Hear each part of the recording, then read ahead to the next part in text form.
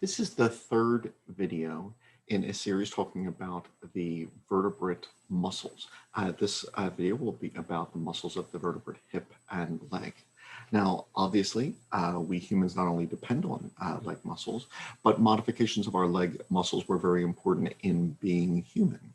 So our bipedal locomotion that you just saw is unique. Not many organisms are bipedal. Birds are, the first dinosaurs were, but most organisms are not.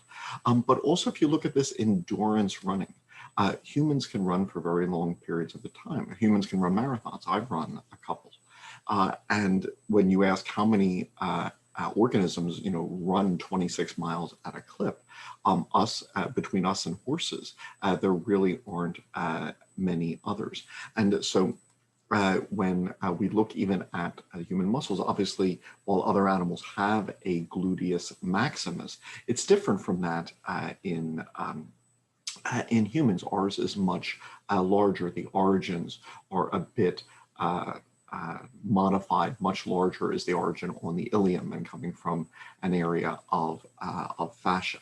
And so leg muscles are clearly important to us, but at the same time, our leg muscles are modifications of the leg muscles which other vertebrates have. And so studying vertebrate muscles is interesting in two ways. One can see that we've all modified the muscles we've inherited from common ancestors. And so once you learn the musculature of one vertebrate, this can easily apply then to others. Whereas you can also then see how individual lineages have modified these muscles for their specific needs. So in the hip region, there are a number of muscles. In humans, 3 of them are called gluteal muscles. There's a Gluteus Medius, a Gluteus Minimus, and a Gluteus Maximus. The Gluteus Medius and Minimus, they have origins on the large iliac blade, and they both insert onto the greater trochanter of the femur. You need to cut the Gluteus Medius in order to see the Gluteus Minimus. And both of these muscles abduct the thigh. As I'd mentioned with the arm, if you were to ask, where can I pull on a limb and have it do this, abduct, to move away from the midline? Well, muscles only pull, they don't push. The only way that you can pull a limb farther from the midline is to attach the proximal end and insert onto the lateral side. And if you pull on a limb like the arm, from the lateral side at the proximal end, you will move it away from the midline. That is abduction. So the deltoid is positioned to do that in the arm, and here in the leg, we can see both the Gluteus Medius and Gluteus Minimus having their origins on the ilium and then inserting onto the greater trochanter of the femur. They are then positioned to abduct the leg. Another muscle known as the tensor fascia lata, which is a short muscle, but it has a long tendon, what's known as the iliotibial tract, which goes down to the tibia, can do the same. So these are abductors of the thigh. If we were to go to other organisms and look at these hip muscles were originally derived from the hypaxial musculature from myotomes. So once again, as myotomes form along the trunk, they split into a dorsal portion, the epaxial portion, and the ventral portion. These muscles which move the hip are derived from the hypaxial portion. And we do see muscles in other organisms which are homologous to those of humans. So we do see a gluteus muscle. There it was in the frog. Here it is in the alligator, which will attach the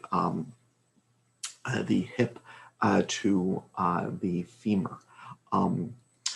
In mammals, it gets bigger. Once again, one of the changes that mammals made was that, a salamander, a lizard, an alligator, their legs don't move them as much as their back. So like their arms and legs will grab hold of something, and then it's this strong back muscle, which helps to push off from that. The arms and legs are serving as a holdfast.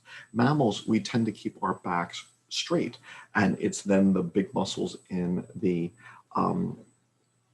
arms and legs which propel us. And if you look at the mammalian hip, as mammal-like reptiles evolved into mammals, the ilium became much larger for muscle attachment.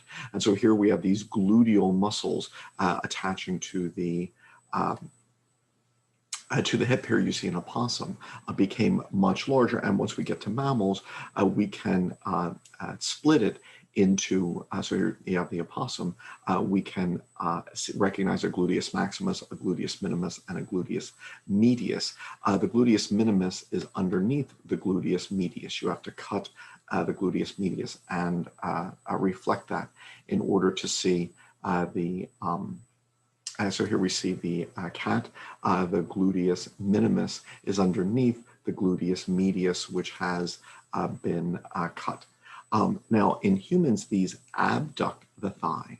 In chimps, they serve a bit more in extension. So here, and I'm sorry, here's that tensor fascia lata, where it's a short muscle, but it attaches to this long tendon tract, this iliotibial tract, which then inserts on the tibia. It is also in this abductor region.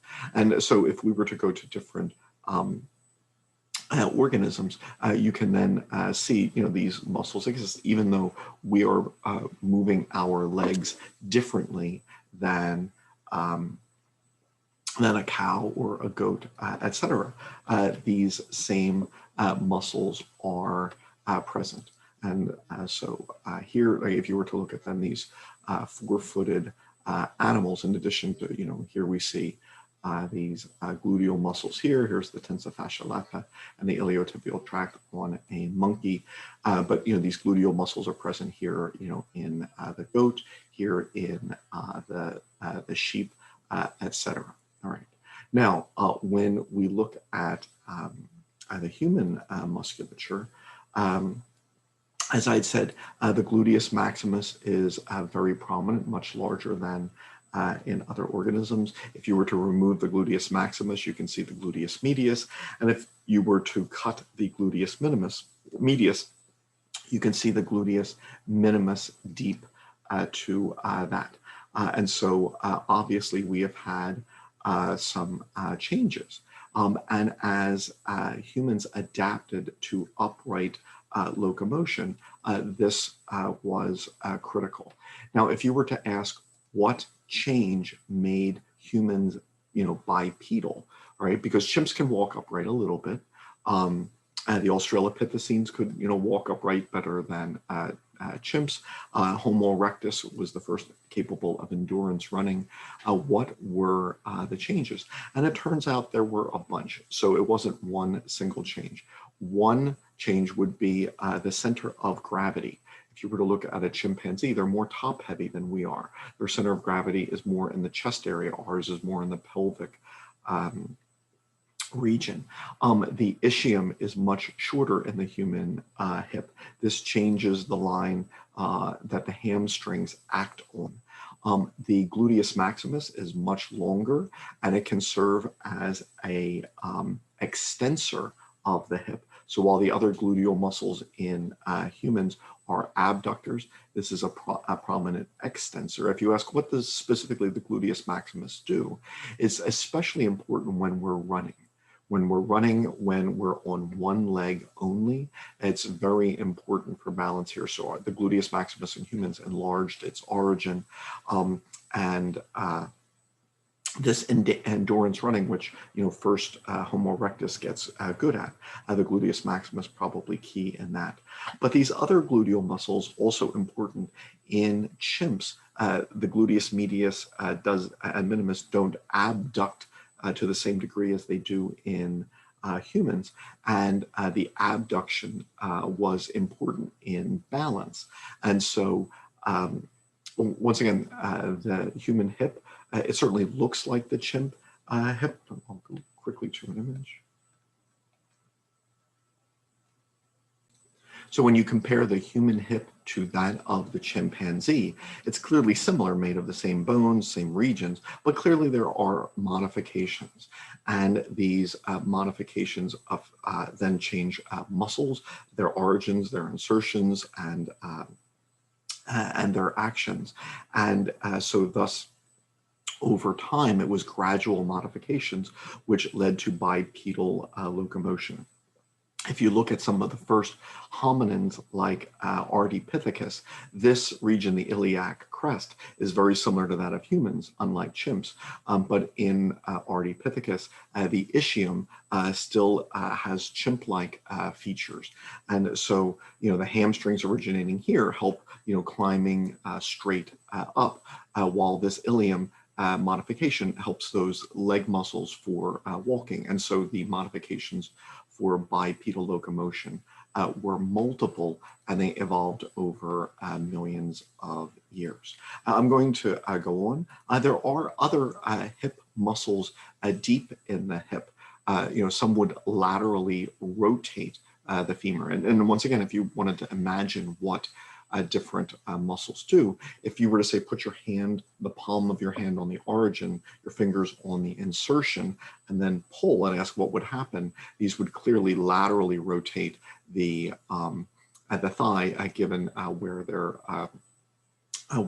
coming from.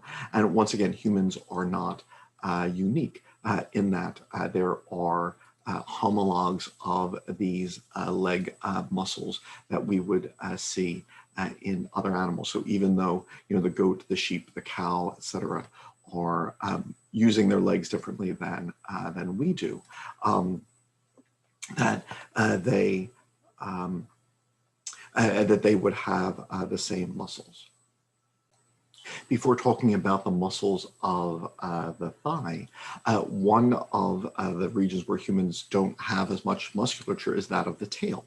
So primates typically have tails. That of the New World monkeys, can help grasp objects. They can hang from their tail, etc.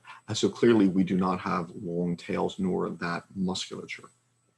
However, the loss of the tail in apes was important because monkeys, if they're running around on all fours, can support their urinary and pelvic organs with the pubic bones, because the pubic bones are now, if you were to look at these monkeys here, the pubic bones are underneath the pelvic cavity, where they can offer support against the pull of gravity. If a New World monkey was to stand upright, then all it would have would be skin underneath the opening at the base of their hip. And so therefore, there would be no support for urinary and reproductive organs. So they couldn't climb upright, they couldn't walk upright, they certainly couldn't get to be larger. But if you look at these gibbons are the most primitive apes, or this gorilla climbing, clearly as they're vertical, gravity is pulling on the pelvic organs. And so how do these apes support that? And the answer is that apes lost their external tail. Okay, so how is that gibbon walking upright? Well, it doesn't have an external tail. And embryologically, the tail does develop and the musculature does develop. Here is the human pelvis and the chimp pelvis. The tail will then simply be reduced to form this coccyx of a number of coccygeal vertebrae. But notice that the muscles are still there. The muscles that can be used to wag a tail or to raise, a tail, etc. They are still there. But instead of moving the tail, they are now going to go underneath that space, so that when this chimpanzee stands upright, and they can hold things in their arms and walk upright to a limited degree, that it is not just the skin that is holding up the organs of the pelvic cavity, but rather what's called the pelvic diaphragm, the modification of the tail muscles.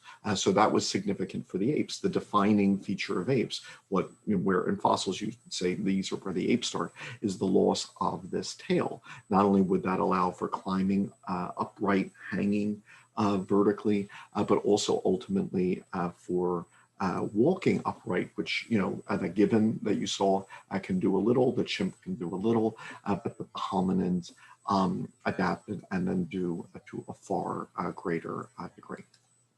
Okay. Now we are in the muscles of the thigh, and this can be confusing because there are so many of them. Perhaps the easiest thing to do is to think of the thigh as separated into quadrants. There's an anterior quadrant with 5 muscles, a posterior quadrant with 3 muscles, and a medial compartment with 3 muscles. So rather than try to think of the thigh as having 11 muscles, perhaps it's easiest to split into those parts. 2 of the muscles of the anterior compartment, they start on the ilium. And so there are 2 spines on the ilium. There's the anterior superior iliac spine. The Sartorius comes from that. There's the anterior inferior iliac spine, and the rectus femoris comes from that. So the ASIS and the AIIS are origins of 2 muscles. So the rectus femoris is the major, one of the 4 quadriceps and the largest. It then extends to the tibia. So notice it crosses 2 joints. So it crosses the hip joint, it crosses the knee joint, and therefore it would move both the hip and the knee. The other the other quadriceps, as we'll see, only cross the knee joint, so they will only move 1 joint. So this one moves the hip. Now, if you were to grab your hip from the anterior position and pull, that flexes it. All right. But then when you think of your knee flexes in the opposite direction. And so if you were to pull on the hip, that's flexing, moving in this direction. But if you were to pull on the knee, that's, so if the knee is flexed and you pull on it from this position, you're actually extending it.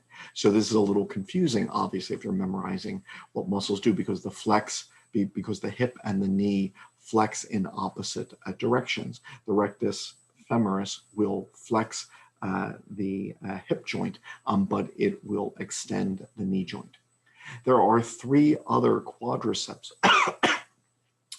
but they do not cross the hip joint. They do not have an origin on the ilium. Instead, they have origins on the femur. There's a vastus lateralis, a vastus intermedius, and a vastus medialis. They also insert onto the tibia going by way of the patella. So the patellar tendon, the patella is within the tendon of these quadriceps. They then only move the knee, and they would extend the knee. So here you can see in the cat, there would be the same quadriceps muscle. There is a vastus medialis, there's a vastus intermedius, there's a vastus lateralis. These start on the femur and then go to the tibia by way of the patella.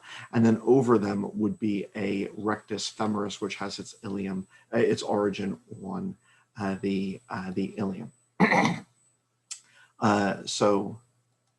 We are in the anterior compartment of the thigh, where there are 5 muscles, 4 of which are called quadriceps, and the 5th is the Sartorius. The Sartorius, once again, has its origin on the anterior superior iliac spine. It inserts on the medial part of the tibia. And the interesting thing about the Sartorius is that it will flex the hip, flex the knee, and laterally rotate the thigh. And the reason this is interesting is I would demonstrate this in my classes, but I can't in this Zoom session. But if you look at how, if you look at how those individuals ended their motion. So here, the hip is flexed, the knee is flexed, and the thigh is laterally rotated. The Sartorius does all 3 of those. And it's called the Sartorius because Sartorius refers to the talar. So in Latin meaning talar, it's called the talar muscle because in the old days, a talar was famous for sitting with both legs like this. So they'd sit, flat, and their legs would be, the hip would be flexed, the knee would be flexed, the thigh would be laterally rotated, and then they would sew from that position. My great-grandfather was a tailor. My grandmother didn't have many memories of him, but one of the memories was that he would sit on the kitchen table, like, in this position with both legs and sew. So this is called the Sartorius muscle, named for tailors, which would have that stance. And then going back to the quadriceps, once again, the rectus femoris is the only one which moves both the hip and the knee. It flexes the hip and extends the knee. So if you were kicking a football or a soccer ball, you would be using your quadriceps and your rectus femoris, because the leg would flex forward and the knee would extend. The three vastus muscles, they only extend the knee here. Once again, like if you were kicking a football, and so these muscles are not unique to humans. It was the Sarcopterygian fish that first started putting, muscles in the pelvic limb element. Prior to that, the muscles which moved the fins were in the body wall. But because Sarcopterygian fish developed bones in the fin rather than cartilage raised, then it was muscles within the fin which moved these bones. As tetrapods came out onto land, once again, in the anterior compartment of the thigh, we then see homologous muscles, although in frogs, we'll call it the triceps femoris. So there is a sartorius. The sartorius in humans is a narrower muscle. Both frogs and even in the cat, you can see it's a broad, flat sheet of a muscle. And here you see a triceps femoris. So the muscles of the thigh, the sartorius over the muscles over the triceps, fairly similar to the muscles which we have in humans. Once again, if we're going to be naming muscles, different authors will do it differently. Some will say this is, use the name of the muscle we use in humans. Others will pick the names of the origins and insertions which are unique to, that reptile or whatever. And so sometimes it's difficult to draw direct comparisons just by reading the names. But here we see a chicken. And once again, there's a sartorius, which is going over the quadriceps muscles. Once we get into the mammals, I think it's easier, to recognize. Then once again, there's a pigeon. So here we are with the opossum. They're just go to my website. As we look at the muscles in the anterior compartment of the thigh, once again, here going into the mammals, there's the sartorius, which is more superficial. We saw that in the frog. You'll see it in a cat coming up. And then underneath that, you can see the quadriceps. And if you want to see, the three vastus muscles, there's a vastus medialis on the medial side, a vastus intermedius between them, a vastus lateralis on the lateral side. But the only way to see the vastus intermedius is to either reflect or cut through the rectus femoris. And if we were to look then on the cat, we would see the same thing. So we pulled back the sartorius, and you see the vastus medialis, the vastus lateralis, the rectus femoris. If you were to cut the rectus femoris, you would then see the vastus intermedius between the two other vastus muscles. So here the rectus femoris has been cut. And once again, the sartorius would tend to cover all of these. So when you start dissecting a cat, the anterior part of the thigh, you say, oh, look at this huge sartorius muscle. It's huge, and it's really not, but it's a thin flat sheet that covers the other one. So if you cut the sartorius, that's when you see the rectus femoris, the vastus lateralis, and the vastus medialis. Right. So these are the muscle. So here, once again, you can see this sartorius is a thin sheet, and you see the quadriceps when it is reflected back. So those are the muscles of the anterior compartment of the thigh. In the posterior compartment of the thigh are the hamstrings. Now, if you're trying to, memorize these for anatomy studies, they're all coming from the ischial tuberosity. All right, so once again, if you were to sit on your hands, you can feel a bump on the ischium bone. That's the ischial tuberosity, and that is the origin of the hamstrings. The semimembranosus has its origin there. The semitendinosus has its origin there. The biceps femoris has its name, biceps, meaning two heads. One of its origins on the ischial tuberosity, one is on the femur itself. Now, if you were to pull on the leg from behind, these muscles are crossing two joints. So they cross the hip joint because they start on the hip bone, and they insert onto the tibia, the semimembranosus and semitendinosus, or the fibula, the biceps femoris. So they start on the hip, they insert on the lower leg, so they cross two joints. If you were to pull the hip from behind, that would be extending the hip. But then if you were to pull the knee from behind, that would be flexing the knee. So because the hip and the knee flex in opposite directions, the hip flexes this way, the knee flexes that way. When you pull on the leg from behind, you accomplish two different things. Humans are not the only ones who have hamstrings. Once again, we've inherited these muscles from common ancestors. If you were to look at a cat, there's a semimembranosus and semitendinosus going from the ischium to the tibia, and then there's a biceps femoris going to the fibula. Now, one of the neat things you can do is, if you're trying to remember this, one of them goes laterally, the biceps femoris, two of them go medially, and you can feel this. If you put your fingers underneath your knee, you can feel three tendons. One big tendon goes to the lateral side. That's the biceps femoris. And then you can feel two tendons going to the medial side of your knee. There's a narrow one, that's the semitendinosus that you feel first. And then there's a broader one, that's the semimembranosus underneath it. So if you're trying to remember, that should help you, that underneath your own knee, you can feel the the three tendons of these hamstrings. And so not only do we want to be able to pull our legs forward, flexing the hip and extending the knee, we obviously want to do the reverse as well.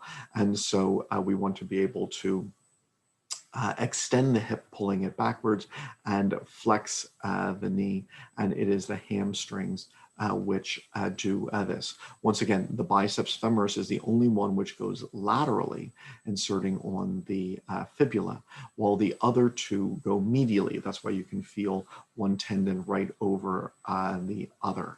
And so they insert on the tibia, which is the medial bone here. And you could see those individuals when they pulled their legs backwards, that their hip is extended and hyperextended, and the knee is flexed. So here they are hyperextending their hips, and then they are flexing their knees. Okay. Once again, depending on which author you read, some authors, instead of using terms like semimembranosus, would refer to where these muscles originate from. So pubo-ischiotibialis, so it's coming from the pubic bone and the ischium and going to the tibia. But obviously that makes it difficult to compare. So a lot of muscles are, roughly homologous, but there are differences when you look at, say, a salamander. But, when you look at a frog, clearly this is the area of, the hamstrings. Here's a quadricep, the vastus lateralis or vastus externus in a better name in frog. But here you can see the semimembranosus on the medial surface of the frog. There's the semimembranosus of the turtle, etc. So these are muscles of the posterior compartment. And so whether it be a bird walking upright or a human walking upright or a cat, walking on all fours, we all need ways of pulling our hip joint back, extending the leg, and flexing the knee. So here you see the very large biceps femoris of the opossum coming in on the lateral side. When you look at the cat, once again, there's a huge lateral muscle. That's the biceps femoris. In humans, that's the only one on the lateral side. If you look then at the medial compartment, if you look then medially, you'll see there are these medial. There is a small semitendinosus, and then there's the larger semimembranosus just underneath that. And underneath the human knee, you can feel this tendon, that's the narrow one, underneath the broader one of the semimembranosus. So an opossum represents, a more typical early mammal, but here you can see once again in the cat, there is a semitendinosus, a semimembranosus right underneath it. Once again, those are the two that you can feel on the medial side, semitendinosus, semimembranosus. And then on the lateral side, you'll see this very large biceps femoris. That's the lateral hamstring. And once again, these are fairly standard throughout the different vertebrates. And so if you were to then compare a goat to a sheep to a cow, then you would see all of the same hamstring muscles. Obviously, primates are the most closely related. And if you were to then look at this monkey, you would see, here's the biceps femoris, the semitendinosus, the semimembranosus would be the larger muscle. Deep to that, the sciatic nerve passes in this vicinity. So this would, be very similar to what you would observe in humans. Once again, in humans, the biceps femoris is the one on the lateral side. The semitendinosus and semimembranosus would be the ones on the medial side. Okay. Well, those are the muscles of the posterior compartment of the thigh. Then finally, there are muscles in the medial compartment of the thigh. And these adduct the thigh. In fact, a number of them are called adductors. So you can have an adductor magnus, an adductor longus, an adductor brevis. And so there's also a muscle called the gracilis. So the gracilis is the longest of them because it will cross not only the hip joint, but also the knee joint. It has its origin on the pubis. And so just here's a key if you're trying to, as an anatomy student, learn all of these muscles. If there's a thigh muscle that's starting either on the ilium or on the femur, it's coming from the anterior compartment. If there's a thigh muscle starting from the ischium, then that's a hamstring in the posterior compartment. If there's a thigh muscle starting on the pubic bone, that's in the medial compartment, and that is one of the adductors. The gracilis goes down to the tibia, and so therefore it can have a role in flexing the knee, but its strongest role is in adducting the thigh. So when your thigh is abducted like this, then to adduct it, move it towards the midline, you would have to pull on the leg using a muscle that attaches to the midline. The pubic bone is right at the midline of the body. So if you attach to, the leg, but the origin is on the pubic bone, when you pull the insertion towards the origin, it would adduct the thigh, moving it back towards the midline. There are a number of adductor muscles which are shorter. They don't go to the tibia, they just go from the pubic bone to the femur. There's an adductor longus. All right, that's more of a narrow muscle. It does not cross the knee, so it doesn't move the knee. It would just adduct the thigh. There is an adductor magnus, all right, which is a broader muscle, but once again, it goes from the pubis to the femur, and it would adduct the thigh, pulling the thigh towards the midline on the pubis. And there's a smaller adductor brevis as well. Okay. So we are not, the only animals to have this. So there are these adductors and a gracilis. There it was in the frog. You can see it in the alligator as well. Once again, this is the medial compartment of the thigh. So if you're thinking of thigh muscles, a good way to approach this is to think of the thigh as far as having these multiple compartments. The gracilis is the superficial muscle just deep to the skin. So if you were dissecting, say, a cat, that is the muscle that you would see first, and you'd have to pull it back. And underneath that, you would see the adductor magnus, the adductor longus. Here in the cat is the gracilis. You have to reflect that back. So here in the cat, you might say, oh, there's two huge muscles. The Sartorius is huge, the gracilis is huge, and they're not. They're thin muscles, so you have to reflect them backwards. So here the gracilis is reflected back, and only now do we see the adductor muscles, here. All right, and then, so obviously if we were to look at cows, goats, et cetera, we would see the same. One of the great things about studying mammalian anatomy is that once you learn, here in the pig, there's a gracilis, there's, adductor muscles in the medial compartment of the thigh. And then here, finally, you see the monkey. Once again, the gracilis is the superficial muscle with the adductor muscles beneath it. So this is the medial compartment of the thigh, and these muscles adduct the thigh. Finally, then there are muscles of the lower leg and foot. The major actions here are to perform plantar flexion, which is say pushing downward on the foot, or dorsiflexion. The muscles which perform dorsiflexion are on the anterior surface, plantar flexion on the posterior surface. On the posterior surface, we see a really large muscle called the Gastrocnemius, which has its origin on the two condyles of, I'm sorry, let me do the other one first. So here on the anterior surface next to the shin. So if you feel your shin, you can feel the bone just deep to the skin. And then if you go lateral to that, you can feel a muscle called the Tibialis Anterior. It attaches to